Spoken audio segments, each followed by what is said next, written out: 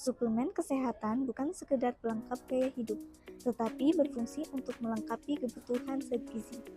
Berdasarkan Peraturan BPOM Nomor 32 Tahun 2022, suplemen kesehatan adalah produk yang dimaksudkan untuk melengkapi kebutuhan zat gizi, memelihara, meningkatkan, memperbaiki fungsi kesehatan, serta mempunyai nilai gizi dan efek fisiologis, mengandung satu atau lebih bahan berupa vitamin, mineral, asam amino, dan atau bahan lain bukan tumbuhan yang dapat dikombinasi dengan tumbuhan. Namun perlu diingat, suplemen kesehatan tidak untuk memenuhi kebutuhan zat gizi, karena zat gizi dapat terpenuhi dari makanan sehari-hari. Jika merasa dalam keadaan kekurangan zat gizi, maka disarankan konsultasi terlebih dahulu dengan dokter sebelum mengonsumsi suplemen kesehatan. Karena konsumsi suplemen kesehatan yang tidak tepat atau berlebihan dapat menimbulkan efek yang tidak diinginkan. Selain itu, jika ada pemakaian jangka panjang, dan jika ada efek atau kejadian tidak diinginkan, juga harus konsultasi dengan dokter. Ada beberapa kondisi tertentu yang membutuhkan suplemen kesehatan, namun penggunaannya harus diperhatikan, antara lain orang yang terserang suatu penyakit, orang yang sedang mengonsumsi obat yang mengganggu metabolisme, ibu hamil, ibu menyusui, anak-anak, dan lansia. Suplemen kesehatan dapat digolongkan menjadi beberapa kelompok utama, yaitu vitamin. Vitamin diperlukan supaya tubuh dapat berfungsi baik melalui metabolisme normal. Tambahan vitamin dalam bentuk suplemen kesehatan hanya diperlukan jika asupan makanan dan minuman tidak mencukupi kebutuhan tubuh. Vitamin tidak larut dalam air. Vitamin A berperan dalam penglihatan, pencegahan penyakit infeksi saluran nafas dan saluran cerna, dan sebagai antioksidan. Bahan makanan yang mengandung vitamin A yaitu hewan, hati lemak, telur, susu, mentega, dan keju. Nabati contohnya buah-buahan seperti labu merah atau orange atau kuning, pepaya, wortel, brokoli, daun bayam, dan kangkung. Kekurangan vitamin A dapat menyebabkan mudah terserang infeksi, tulang melemah, keratomalacia atau buta malam, seroptalmia atau mata kering, dan kerusakan retina. Sedangkan kelebihan vitamin A dapat menyebabkan kelainan pada tulang kaki, mual, muntah, sakit kepala, dan sebagainya. Suplemen kesehatan vitamin A memiliki dosis batas maksimal dewasa yaitu vitamin D. Vitamin D berperan dalam menjaga kesehatan tulang dan metabolisme kalsium. Sumber makanan utama yang mengandung vitamin D antara lain minyak ikan, terutama ikan salmon, hati, telur, dan susu. Kekurangan vitamin D dapat menyebabkan gusi berdarah, sariawan, lemas, dan kegagalan penyembuhan luka. Sedangkan kelebihan vitamin D dapat menyebabkan diare, mual muntah, dan masalah pencernaan. Dosis AKG suplemen kesehatan vitamin D per hari sebanyak 600 IU untuk wanita dan 800 IU untuk pria. Vitamin E berperan sebagai antioksidan dan meningkatkan respon imun. Perlu diingat, suplemen vitamin E dengan dosis tinggi dapat meningkatkan risiko perdarahan. Suplemen vitamin E juga tidak boleh diminum bersama obat pengencer darah. Sumber makanan utama yang mengandung vitamin E antara lain minyak nabati, mentega, kacang-kacangan, buah, dan sayur. Contohnya yaitu brokoli dan bayam. Apabila kekurangan vitamin E, maka dapat menyebabkan gangguan koordinasi gerak tubuh, mati rasa, kesemutan, pucat, dan mudah lelah. Sedangkan kelebihan vitamin E dapat menyebabkan perut kembung, diare, dan mual. Dosis per hari suplemen kesehatan vitamin E yaitu 400 mg. Vitamin K. Vitamin K berperan dalam mendukung kesehatan tulang dan pemeliharaan ginjal. Sumber makanan utama yang mengandung vitamin K antara lain sawi hijau, sawi putih, brokoli, dan bayam. Kekurangan vitamin K dapat menyebabkan penghambatan pembekuan darah dan anemia. Sedangkan kelebihan vitamin K dapat menyebabkan sakit perut, diare, mengakibatkan kinerja hati berlebihan, sehingga bilirubin yang dihasilkan mengakibatkan warna kulit dan mata berubah. Vitamin K tidak ada batas maksimum. Vitamin larut dalam air. Vitamin B. Vitamin B berperan dalam mendukung metabolisme energi dari karbohidrat, protein, dan lemak. Sumber makanan utama yang mengandung vitamin B antara lain daging ikan atau hewan, minyak ikan, hati, susu, keju, sayur-sayuran, biji-bijian, serta kacang-kacangan. Dosis maksimal suplemen kesehatan yaitu vitamin B3 35 mg, B6 100 mg, dan B9 1000 mikrogram per hari. Vitamin C. Vitamin C berperan dalam mendukung fungsi sistem daya tahan tubuh.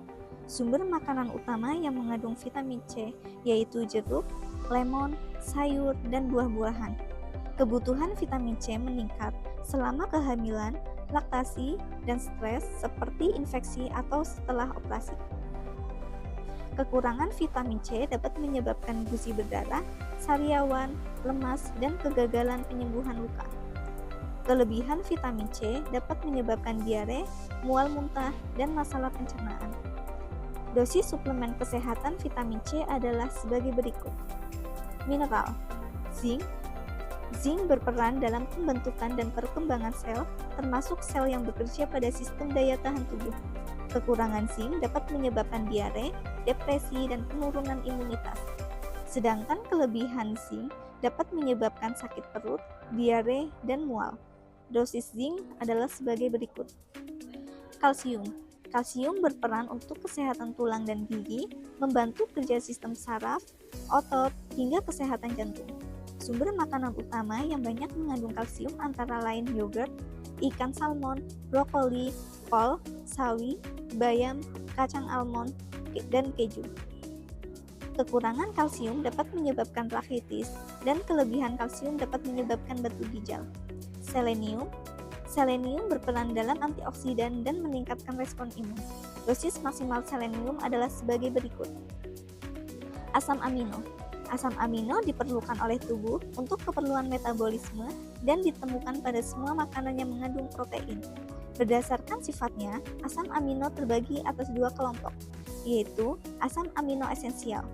Asam amino esensial tidak dapat dibuat oleh tubuh sehingga diperoleh dari asupan makanan sehari-hari. Di antaranya adalah lisin, metionin, fenil, alanin, valin, dan leusin. Asam amino non-esensial. Asam amino non-esensial dapat dibuat oleh tubuh, antara lain yaitu cysteine, arginin, asam glutamat, dan asam aspartat. Contoh asam amino antara lain triptofan. Triptofan tidak dapat disintesis dalam tubuh. Triptofan digunakan untuk membuat hormon serotonin, yaitu hormon yang mengatur nafsu makan, tidur, suasana hati, dan rasa nyeri. Sumber makanan utama yang mengandung triptofan antara lain daging ayam, ikan, tahu, coklat, kedelai, kacang-kacangan, dan biji-bijian. Kekurangan triptofan dapat menyebabkan depresi, stres, insomnia, dan kolesterol meningkat. Sedangkan kelebihan triptofan dapat menyebabkan sindrom serotonin. Ciri-cirinya yaitu gelisah, jantung berdebar, tekanan darah naik, kejang, bahkan fatal. Leusin. Leusin tidak dapat disintesis dalam tubuh.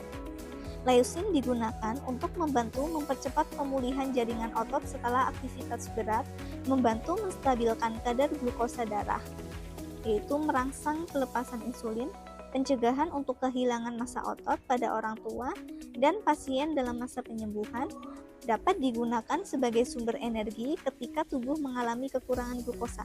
Sumber makanan utama yang banyak mengandung leusin antara lain daging merah, daging ayam dan kalkun, ikan dan seafood, telur, susu dan produk olahannya seperti keju, yogurt, whey protein, kacang-kacangan, dan kedelai. Kekurangan leusin dapat menyebabkan kelemahan otot, kelelahan, penurunan berat badan, dan gangguan konsentrasi. Sedangkan kelebihan leusin dapat mengganggu keseimbangan asam amino lain, meningkatkan amonia dalam darah, dan membebani ginjal. Efek samping ringan suplemen kesehatan leusin antara lain gangguan pencernaan, mual, diare, sakit perut, pusing, atau sakit kepala, dan kelelahan bila dosis terlalu tinggi. Efek samping serius yaitu jika berlebihan dalam jangka panjang antara lain ketidakseimbangan asam amino, peningkatan kadar amonia, gangguan fungsi ginjal, dan hipoglikemia. Bahan lain bukan tumbuhan yang dapat dikombinasikan dengan tumbuhan yaitu colostrum atau colostrum bovine, asam arachidonat, cod liver oil, prebiotik, dan probiotik. Probiotik. Probiotik berperan dalam menjaga kesehatan saluran cerna sehingga memperkuat daya tahan tubuh. Sumber makanan utama yang mengandung probiotik contohnya yogurt dan minuman yang difermentasi.